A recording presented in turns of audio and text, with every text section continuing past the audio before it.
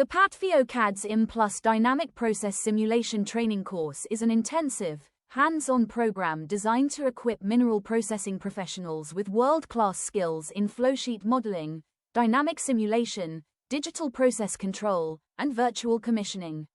This course focuses on applying modeling, dynamic simulation, digital process control, and virtual commissioning.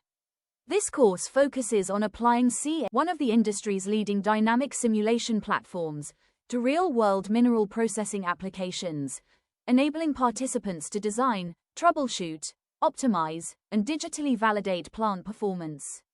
Through expert-led demonstrations and guided exercises, trainees move from foundational interface navigation to full digital twin development. The course integrates process engineering, instrumentation, advanced control, and digital transformation techniques to help participants bridge the gap between plant design, commissioning, and operations.